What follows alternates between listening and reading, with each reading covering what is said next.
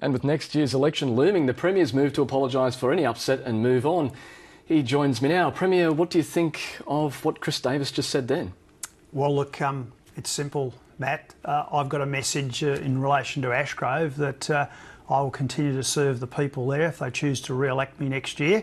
In the same, I'll continue to work hard for them in the same way that I've worked hard for the people of this state. So in my own electorate, I have been working hard to do the things that people expect, such as get the economy going, to make sure our schools are working well and give our kids the best possible education.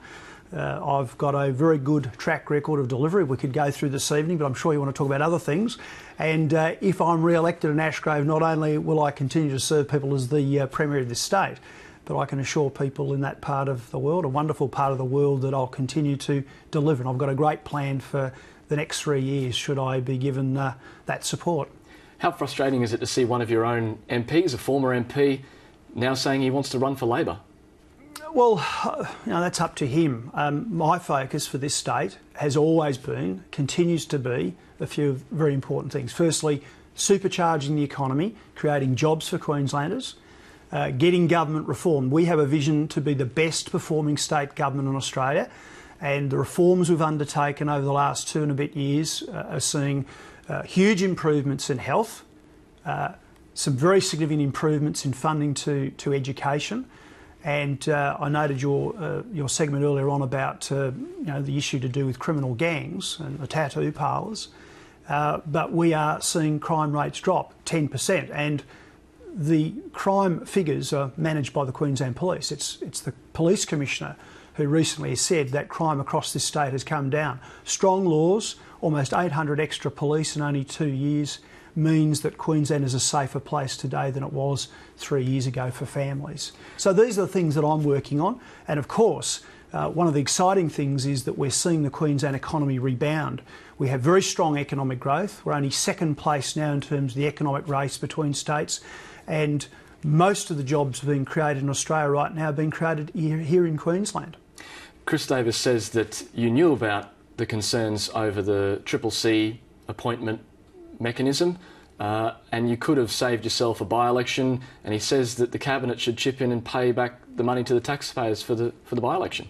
Well, look, all I'll say is that this week I've stood up, I've recognised the issues that we feel that we've got wrong. I've said sorry about that, and now what we're going to do is demonstrate to people that in the future we will conduct ourselves in the way that I committed to this week. Now, an example of the sort of way that we have as a government been making a far greater effort to listen to Queenslanders has been over the Strong Choices campaign. I mean, we do have $80 billion worth of debt that the Labor Party accumulated.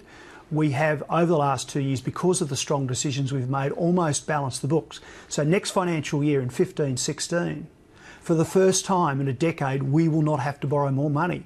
But what we're saying to Queenslanders in a very upfront way is, if you re-elect us, we have a plan to get that debt down. But more importantly, we actually have a plan to reinvest the proceeds from some of those assets into building this state's future infrastructure. It's very exciting, and there's a clear difference between the political parties. Do you fear facing Chris Davis at an election? Look, the only thing I fear is that we don't get on with the very important, strong plan that we have to get this state going. You do have a very strong team. We have a very clear and strong plan. Do you think LNP voters might think of that as a betrayal, that he's now jumped ship and wants to run for Labor? Well, that's something for political commentators to muse over, and people could go and ask members of the LNP. I'm really here to talk about what the government has been doing for Queensland, and on that then note, what maybe we will do about tattoo parlour licensing, and what we'll do in the future. So I'm happy to talk about that as well. Sure. The tattoo parlour licensing regime involves secret intelligence that those people who are applying don't get to see. Is that fair or natural justice? Well, look, I was actually troubled by some elements of your story, and I'd like to go and review that case myself. And I can tell you that first thing on Monday morning in Cabinet, I'll be talking to the Police Minister, and I'm sure he'll be watching the show, and across the weekend he will have an opportunity to go and ask some questions. So I'll be after some answers. Well, I want to check the facts first, and I just say that I'm not into injustice in this state. But what I don't make an apology for is taking a very strong stance on ridding this state of criminal gangs. And I'm afraid the criminal intelligence across the board says very clearly that criminal gangs have infiltrated tattoo parlours and tow truck operators and indeed other legitimate businesses. And the advice from the Queensland Police Service and the Crime and Corruption Commission, it was the CMC then, was that we should take very strong steps to stop that activity permeating that industry. Because, Matt, just to explain to people who are watching this evening, these businesses that have gone off the rails, if I can put it that way, are being used by the gangs to essentially launder money and to also really carry out a number of other activities using them as a front. For example, drug distribution, illegal steroids. So the government merely acted on this one because of the advice of people like the Police Commissioner and the head of the CCC. The Stafford by-election prompted you to change a number of policies. Why did you change the ones that you did? Why pick them? Well, look, that's a good question. I thought, look, I'll put it like this. Cabinet sat down on Monday morning just past and we had a very productive discussion. The Queensland public should know they have a very strong cabinet, some very high calibre individuals, men and women, and we actually mused over the issues. We had a good debate and discussion about it, and we went through a number of issues, and I was able to come out then with the team and actually say these are the things that particularly we acknowledge that we got wrong. So things like the bipartisan appointment issue for the head of the CCC, the issue about estimates hearings, the issue about the uniforms and the treatment of criminal motorcycle gang members. How many motorcycle gang members were in those pink jumpsuits and in segregation? Well, it appears that there may have been none at all to date, but certainly the segregation issue was there. But how many were in segregation? Well, I don't have that figure, but I mean, okay. The point is that if you need those figures, we'll get them for you. I did but again, we debated. The point is, Matt, is that we did have a good discussion, and there were many issues that were discussed, but these are the ones that we feel that I noticed on your Facebook wrong. Page on Monday when you made the change, someone asked you how many bikies were in pink uniforms and separate prison anyway, and someone from Premier's team said 2. So it just seems... Well, I'll go with that figure then, Matt. Yeah, I just wanted to check with you on that one. It seems as though the changes to the bikie laws were not really changes at all because they didn't have any practical effect. Well, hang on. Let's just be clear about what we said. We came out and we said we were changing those particular arrangements because people had heard in the past that that was something that was being implemented, and what people had said to us is, you've gone too far. It's unfair. And not correct, and so we changed it. And whether it involved large numbers or small numbers, and by the way, the population of CMGs in our prison system varies, of course, at any point in time. But we actually listened to people and we acted. And I assure you, I assure you, Matt, you listen to people because you did some market research in December, and that was revealed in Bill Mellor's report to you in April, and it said the 3 least popular things were pink jumpsuits and prison segregation, the Vlad 15 to 25 year laws, and the anti-association laws. But you only changed one of those.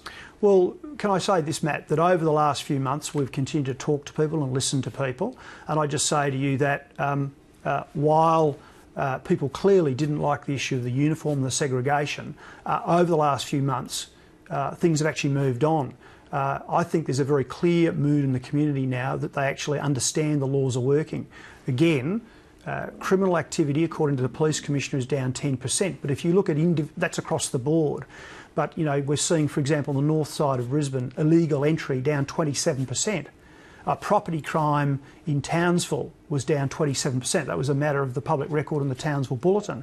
We have seen, for example, armed robberies initially drop on the Gold Coast by 40 to 45%. I was actually down at Broadbeach on Monday afternoon. A hairdresser leaned out of the window of his, leaned out of the door of his salon and actually shouted out, "Fantastic, good to see you, Campbell." And I know what that was about. It was about the fact that the Gold Coast, indeed the whole of Queensland, is safer today. Yes, and we saw that earlier in the week. Bill Mellor summed up a lot of those changes. If I could just move, you said you were going to mend fences with the judiciary, yet the 3 members that you met with, 2 of them were ones you appointed, the Chief Justice Tim Carmody and the Chief Magistrate, and the Chief Judge was someone who's leaving the profession very soon, retiring.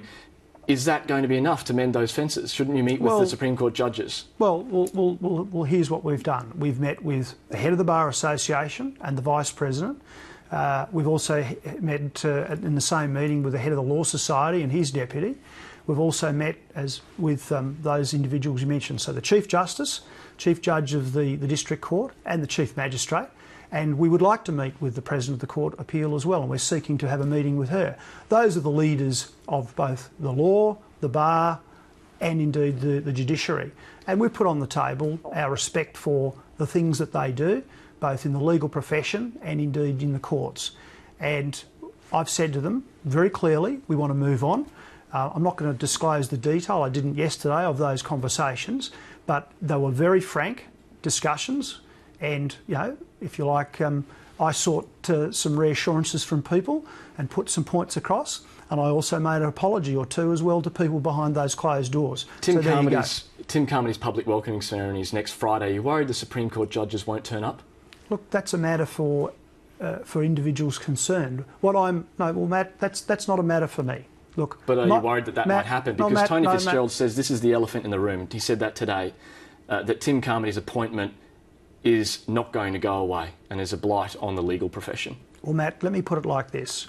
The head of the Law Society has said very clearly in the past that he strongly supports the appointment. And there are many other people, judges, people like Alistair Nicholson, the former head of the Family Court of Australia. But I'm not going to go into the detail this evening on that.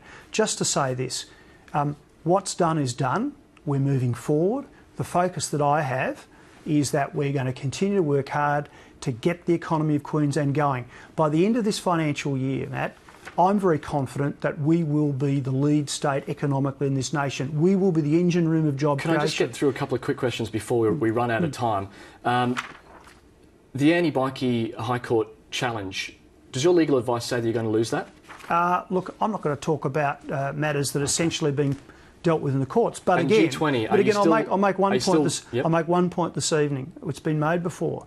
We sought expert advice, and someone who has been a critic of the government was one of the key people behind providing that advice. So we got the top advice because we wanted laws that would protect Queenslanders. So contrary to some assertions in some quarters, there was top legal advice provided, so we had strong laws to protect Queenslanders. And again, I stress, with 800 extra police, 2 police helicopters, strong laws, what's the result? Crime in Queensland has come down. But Matt, before you go, you're talking G20. I've only got a few seconds left. Is Vladimir Putin welcome or not welcome? Well, look, I'm going to make a call on that this evening in terms of ultimately that's up for the Prime Minister to decide now. I said my piece earlier on this week, and I said that he needed to cooperate. If the Prime Minister and the Foreign Minister of Australia believe now we're getting cooperation, well, I think that's a different matter. But there does need to be this full independent investigation, and let's not preempt that. I'm sorry, Premier. Thank you very much for your time. We're out of time. Thank you for joining us.